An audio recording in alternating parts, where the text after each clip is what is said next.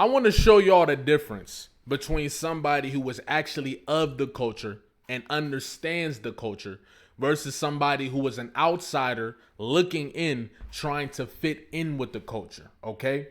For months and for years, for a year, I've had to sit here and listen to people come up with every excuse in the book to justify why Drake suing over a rap battle is okay.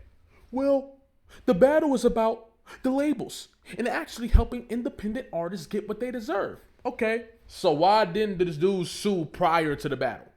That's one. Okay, then people will say, well, the reason why he sued is because he was called.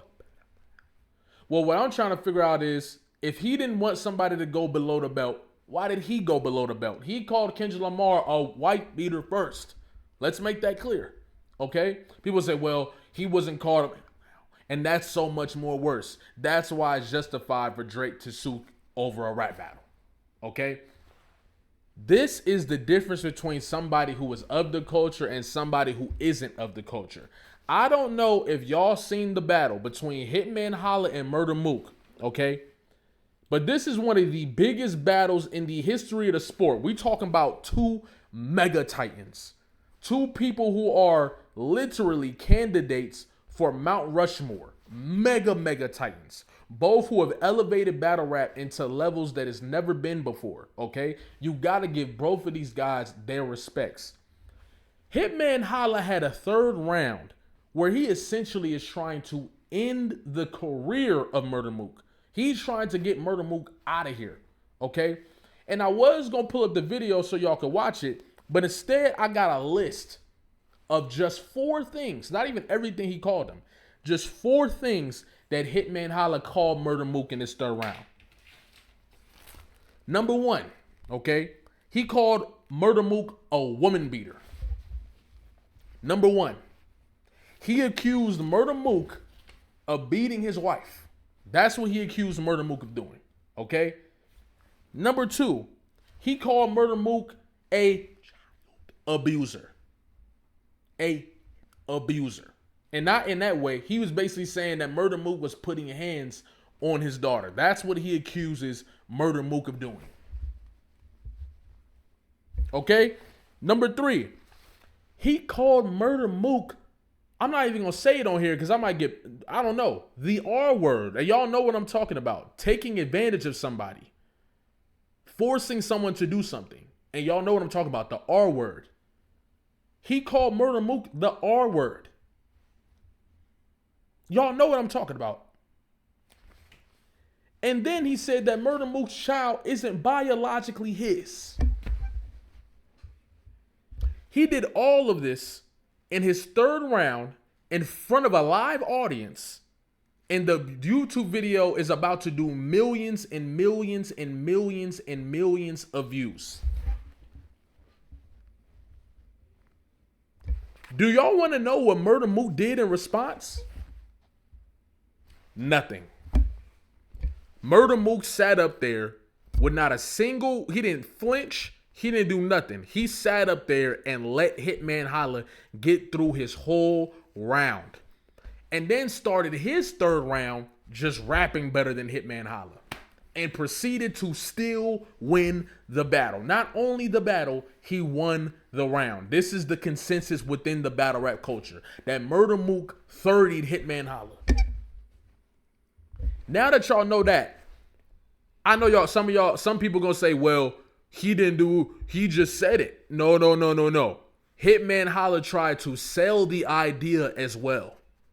He literally had quote unquote paperwork passed to him while he's on this stage, and he's looking at this paperwork and he's reading it, right? Even goes to say his name is Jonathan Ingram, which Murda Mook responds by saying, well, my name is John Ingram. So whoever put that in black and white, that says a lot, boom, boom, right? He goes on to read this as if these are like documents that are written in black and white. Now, I'm not saying that they're not, right? But I noticed when, I don't know, y'all probably don't know who I'm talking about, but Big K, which is a battle rapper, battled someone named Audie Boom, and Big K had acquired files that proved that Audie Boom was a snitch, right?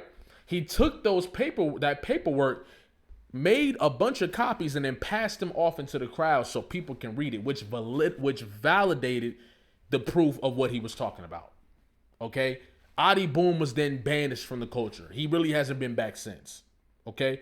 Hitman Holla pretty much just posted a screenshot that didn't really have any credence behind it. It was like a cropped screenshot. You didn't even see the name of the person. None of that. He really didn't post or promote any real, actual, authentic evidence.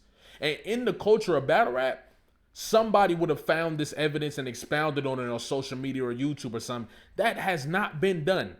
So we are leaning towards the fact that Hitman pretty much just said this to win the battle, right? The crazy thing about it is, guess what Murda Mook is not fucking doing? Suing.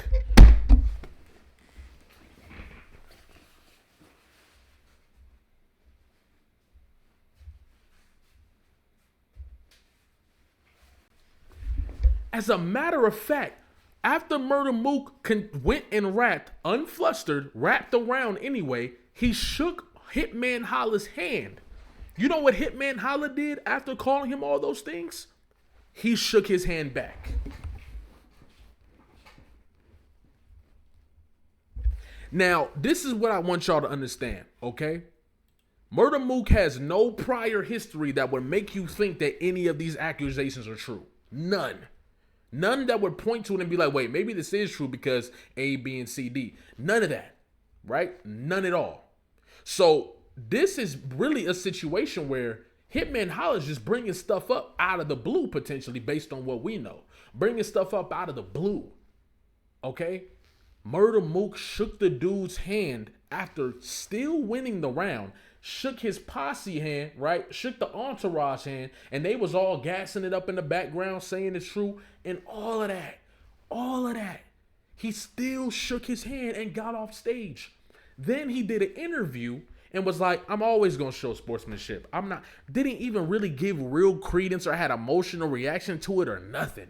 You know why? Because Murda Mook is of the culture, and he understands that in battle rap, even going that far to make a lie entertaining is a part of battle rap. That's what you risk when you get in the damn ring. Your reaction gauges how much the credence and all that is believable. Your history, the past, is what decides if that's believable or not, even if it isn't true. Murda Mook understands this. The culture understands this. You don't see, that's what I'm saying. Matter of fact, now, let's go back to Kendrick and Drake.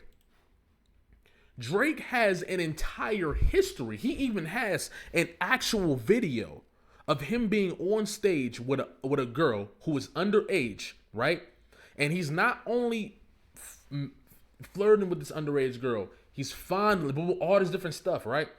And still, after finding out that this girl's underage and asking her what her age is, he still continues to make comments like, damn, I could possibly be going to jail for this. You feel good against my chest. Still goes and gives her kisses, bro, in places he should not be giving kisses. This is on video. We watched this. Not to mention the other odd behavior he has with Millie Bobby Brown and all these other girls. You see what I'm saying? Who are not of age, right? So the fact that Kendrick Lamar let's not do this too. There's whole threads, viral videos, threads on Twitter, TikTok, viral videos of people breaking down the weird history of Drake. So Kendrick Lamar is making a diss track based on the things that are being said publicly. He didn't come up with these things. And what they're trying to do is make it seem like Kendrick came up with these narratives. No, Kendrick spoke on things that everybody already knew. And Drake is suing because of it. He's suing because of it.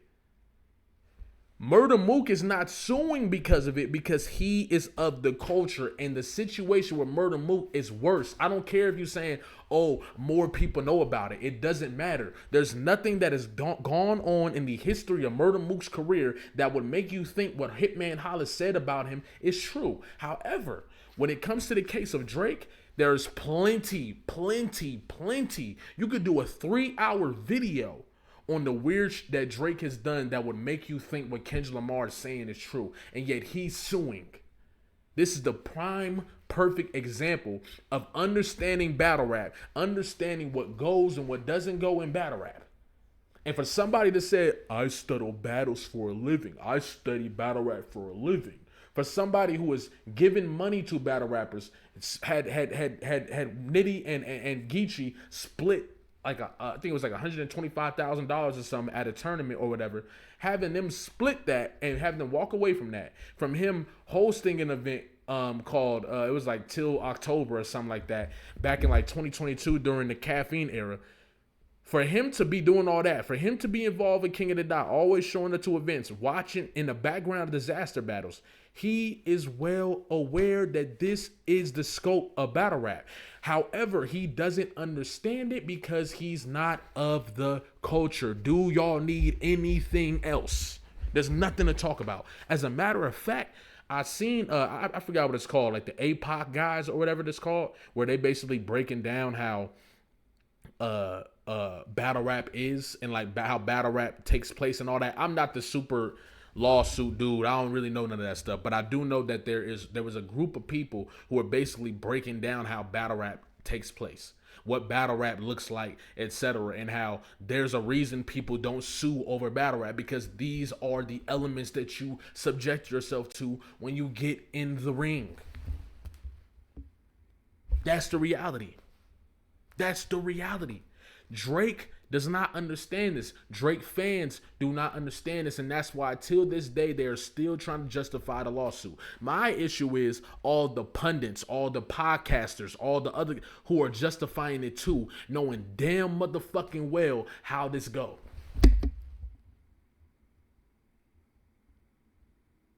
Drake could learn a lot from Murda Mook in this case. He could learn a lot from Murda Mook in this case. If you jump in the battle, be ready for to go. Just like the fact that Drake was ready to ruin Kendrick Lamar's career by calling him a white beater.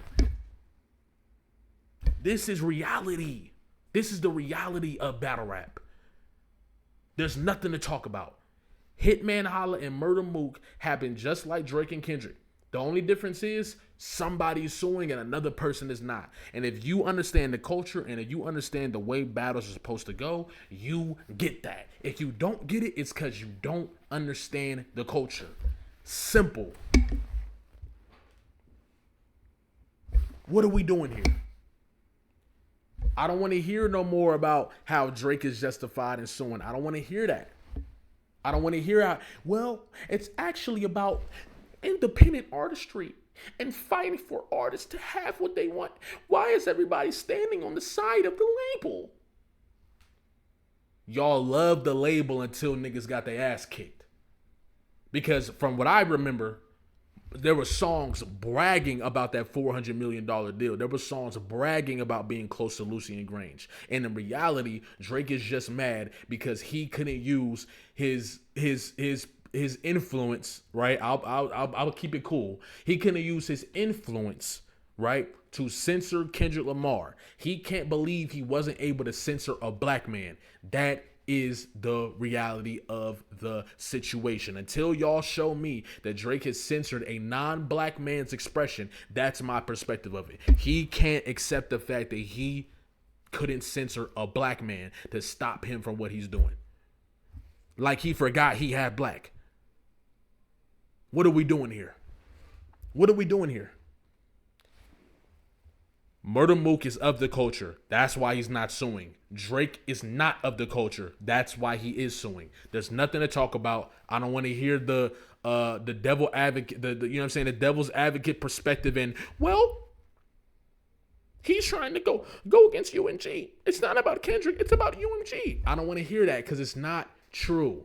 There's a reason he's trying to see contracts. He's saying all this different stuff that don't got nothing to do with the defamation.